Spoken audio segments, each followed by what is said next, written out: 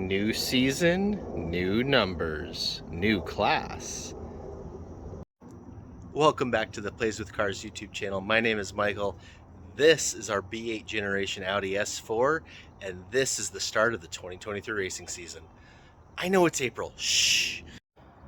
So what do we mean new class, new car? Well, as you can see here by all of these tech stickers, this is our normal Chariot for anything competition related. This is our 986 generation Boxster S, and we have dozens of videos on the channel documenting that car's build originally for C Street Autocross with SCCA, doing a bunch of autocross stuff with it, and then transitioning into time trials and track day type stuff. And that's where that car lives now. It's basically, it only comes out of this garage to go on track days. Last season, 2022, we were going to take it to an event, regular old autocross up in Packwood with the SCCA, and it was absolutely pouring rain. It was a huge storm. So we took that one instead. And even though we were on the wrong tires, they're the Continental, the DWS 09 Pluses. So, you know, nice all-season tire, great for the Pacific Northwest winters and springs and falls. Not so great for July in Packwood unless it's storming, which it stormed the whole way there, the whole way back. But during the actual event time, it was sunny, it was nice, it was dry. And even on the absolute dead wrong tires, this car absolutely just flew. We did better overall with that car than we had done in a long time. Granted, it was a power course, and that is a power car, but it put a little, little something into our head of maybe we should look at this more. Now, all that being said, why would we abandon such a car for that one for the autocross anyway, when this thing is already all set up? It's got great suspension on it. It's proven. We've got, real track tires on it stuff. Well, again, those that follow the channel know this. This is Dragon Slayer. This is our 1989 Porsche 944 S2 with almost 217,000 miles on it now. And we love this car dearly. It's never going anywhere. And so anytime we do a Porsche thing or want to take a car on a fun drive, we used to take this with the top down to the coast and stuff. Now we take this because it just is. It just checks boxes that the Boxster doesn't when it comes to being an event. You drive down a sea of gray SUVs in a bright red flip-up headlight car, and you might as well be an alien spaceship. So this one has taken over all the driving duties, and that one taking over the competition duties leaves this one for just track stuff, I guess. I'm not sure what we're doing with this car yet, but basically it's not going anywhere. You noticed in the tech stickers, we didn't even get a tech sticker for this year. So what exactly is this? This is the B8 generation Audi S4. It's the fourth generation of S4 that Audi brought to the United States. It's a fairly lightweight, fairly compact sport sedan. It is all-wheel drive. And importantly, it's real all-wheel drive. It has a longitudinal engine, not a transverse, and most of the power goes to the rear. And it actually has a limited slip differential so that the power goes everywhere. This particular car is one better than that. It has the optional sport diff, which is an electronically controlled mechanical limited slip in the rear as well, in order to really maximize the grip, because the entire engine sits in front of that. The whole engine is right here. The front axles actually sit in between the crankshaft and the flywheel for the clutch in this car. So they are quite a bit nose heavy. They do understeer quite a bit, especially in stock form. And the sport diff helps with that immensely because it can send more power to the rear wheels and then send more power to the outside rear wheel and the one that has grip, and really help rotate the car. This car also has the variable ratio steering rack, which is really important, again, for that steering. The regular steering rack cars, they understeer like crazy. There's no real feel in them as far as track stuff is concerned. But this rack, it's got the normal setting, and then when you put it in sport mode, it firms up a lot, and you can actually feel what's going on. You get good feedback from it. It's very responsive.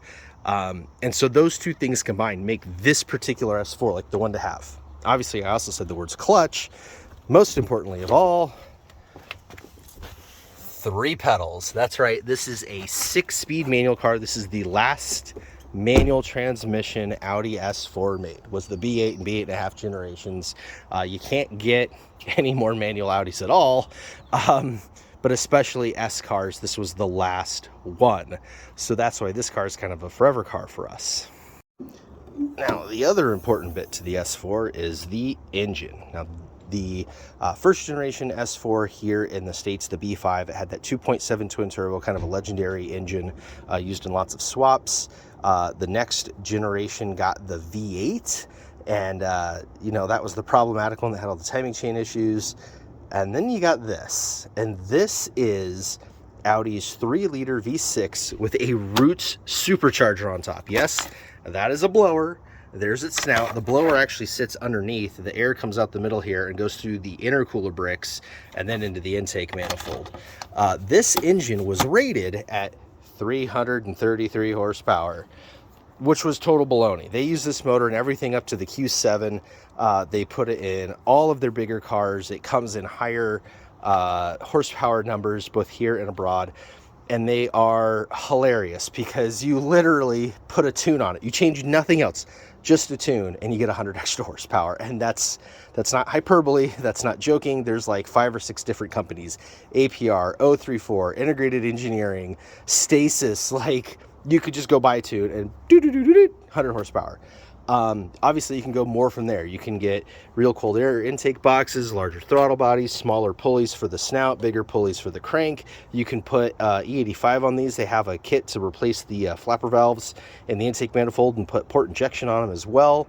A whole bunch of stuff. Sky's kind of the limit. There are guys that drag race these things into the tens on a completely stock long block. There's also, you can get into ported blowers and even different blowers if you want to get really, really crazy. There's a couple of Whipple cars running around that are really bananas. But for us, for autocross, we don't really need any of that. And as you can see, ours is stock. We actually don't even have a tune on this because we put all of our money and all of our time and all of our effort into suspension and drivetrain.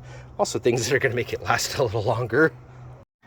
So the Achilles heel of this generation S4 is actually the brakes. We have a whole video on this from a couple of years ago. From the factory, they have a single piston sliding caliper front brake, and they are completely woefully inadequate to stop this car in any kind of a competition setting. Luckily, there is a bolt-on factory upgrade.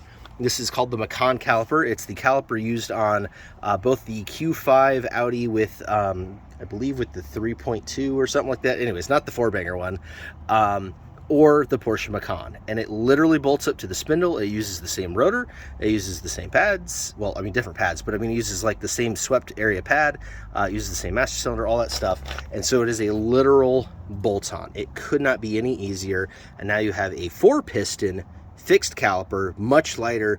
I'd have to go back to the video to remember, but it was a significant number of pounds saved as well. So better stopping power, lasts longer with your stopping power, and lighter on your unsprung weight.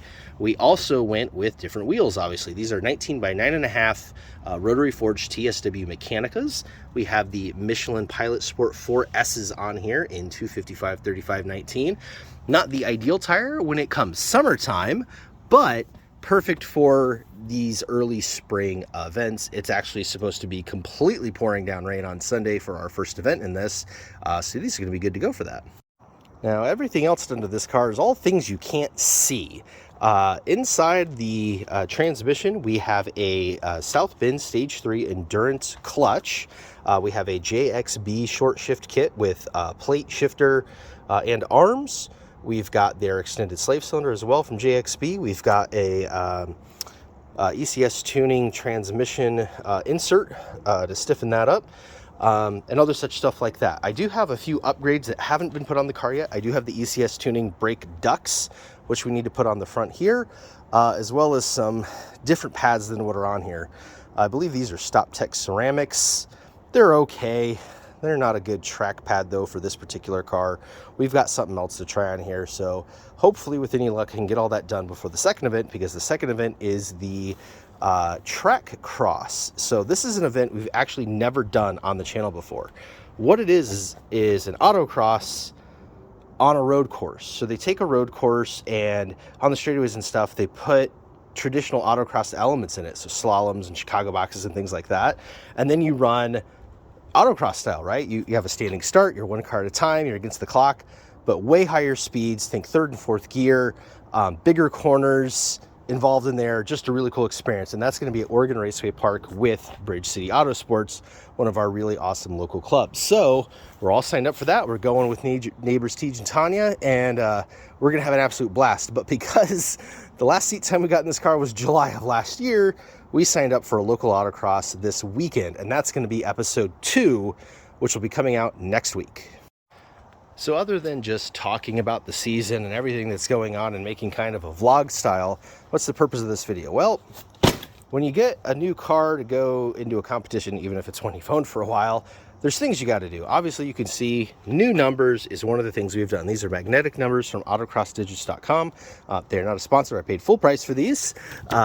And the reason why we need to do that is, if you'll follow me here to the Boxster, hey, yep, you'll see that the autocrossdigits.com numbers that we've had for a long time are a royal blue color, which look really great on the silver.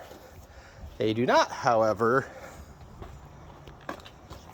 work so well on the blue. There is a little bit of contrast. We got away with them last year, but I mean, it's just not the right color. So we needed to get different numbers. We also wanted to get, or we had to get, new class letters, because you do have to run your class letters for your class, and this is obviously not in the same class as the 986. And even though, again, these are going on 5 years old now, they're holding up great. You can see they're a little floppy, being the single color like this. So we upgraded to the triple color. So they make these, then they make these with a single outline, and then they make them with the double outline. I really like the double outline because you can see this is the 9. It's all one piece of magnet, so you lose the floppy. You gain some stability there in the magnet, and I'm hoping that's going to help them stay on better, because we have lost these every once in a while. Granted, we always got them back, but you can also see that like rocks and stuff have I don't know, molded them over the years. So definitely an upgrade worth doing. It was right around $100 shipped for 4 numbers, and the class letters. We have Susie's number and my number, and then obviously we can make any combinations from them. So other than numbers and getting your annual tech done, you know, what else do you need to do? You know, the obvious things when you get ready to go do competition stuff: make sure your wheels are torqued, make sure your fluids are all topped off, make sure the car's mechanically good and all that. But the other thing we did was we upgraded our driver safety. Not even really safety. These are the same helmets we've had, but we've upgraded kind of our going to the track game. So this is a Grassroots Motorsports Magazine duffel bag, which, as you can see, holds both helmets for us. So we've got our helmets in there, and then went ahead and grabbed a towel from them as well, and a bucket hat, because whenever you're at the track and it gets really hot, you want to be one of the cool kids with a bucket hat, right? So make sure you have a bucket hat. But in all seriousness, we're going to outfit this with all of our normal things like sunscreen and the tire pressure gauge and all that kind of stuff to make sure we're ready to go. But instead of carrying it around all in this really old bucket, we went with the nice soft bag. And then the helmets before were just loose, and now the helmets get to be secured in the bag as well. And the nice bright red means we're not going to lose it. Everybody else's stuff is black, and so it tends to get left around. You know, we'll be able to see our things out on the track, make sure we don't leave anything behind in the paddock. But yeah, all I have to do is grab that and we're ready to go. So little things like that make it where all we have to do is focus on the driving and not worrying about, oh, I gotta find tape to do numbers, and oh, I don't know where my helmet is, or oh, I forgot this thing at home and I gotta go borrow one. That's a really big deal. So we are gonna be getting this in here. There we go. Now we are set for the season. So another thing we'll be doing with the bag is actually storing our numbers in there. As you saw in the Boxster, we kept them up in the frunk, up on the metal, but this car's got fuzzy stuff everywhere, so you can't stick them to any of the metal. So yeah, we're gonna go with inside the bag this year. And with that, we are just about ready to go now. So I've checked all the tire pressures, torqued all the lug bolts, topped off all the fluids, made sure everything was tight, grabbed our numbers, got our helmets. We've been teched for the year, Granted, not with this club, so we'll have to do another annual tech while we're there. But we've done everything we can to be set up for success, to be ready to go for our first autocross of the season, our first race of the season. And boy, am I excited to get back behind the wheel. It's been way too long. I'm feeling antsy, and yeah, I'm really excited for this. So I hope you stick around. Today is Thursday. Today is Thursday. Our first event is Sunday. With any luck, I'll have this up and live on YouTube on Thursday night. And yeah, check back with us on Monday so you can see how this thing did in the autocross and hopefully some on-car footage as well. So until next time, we'll see you. Shadow, say hi to the viewers. Shadow.